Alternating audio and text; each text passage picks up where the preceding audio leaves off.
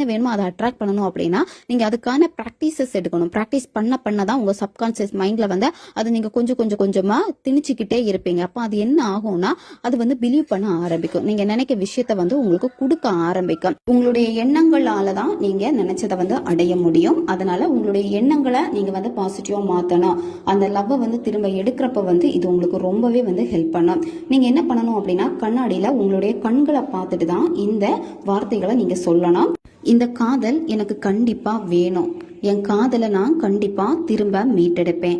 என் காதல் கண்டிப்பா எனக்கு கிடைக்கும். இந்த பிரபஞ்சம் எனக்கு கண்டிப்பா கொடுப்பாங்க. எனக்கு நம்பிக்கை இருக்கு. என்னுள் இருக்கும் நல்ல எண்ணங்களை நான் வளர்த்து கொண்டே இருக்கிறேன்.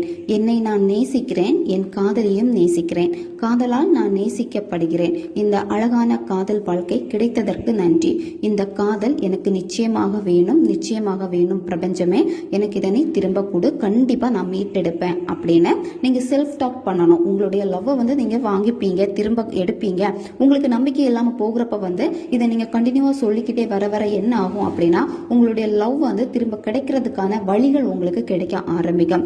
அது மட்டும் இல்லாம நீங்க இந்த வார்த்தைகளை சொல்லி நன்றியை தெரிவிக்கிறப்போ இங்கிருந்து நீங்க அனுப்பக்கூடிய அந்த எனர்ஜி எல்லாமே பாத்தீங்கன்னா உங்க பர்சன் கிட்ட போய் சேர ஆரம்பிக்கும். உங்க பர்சனுக்கும் இந்த காதல் திரும்ப கிடைச்சா நல்லா இருக்குமே, நீங்க கிடைச்சா எனக்கு லைஃப் ஹாப்பியா இருக்குமே நினைச்சிட்டு திரும்ப அவங்களே உங்களை தேடி வருவாங்க. 7 நாட்கள் கண்டினியூவா நீங்க தூங்க போறதுக்கு முன்னாடி கண்ணாடியில உங்களுடைய கண்களை பார்த்துட்டு இந்த வார்த்தையை சொல்லிட்டு வாங்க. உங்களுக்குள்ளாடி அந்த தைரியம், மனப்பக்குவம் எல்லாமே உங்களுக்கு வர ஆரம்பிக்கும்.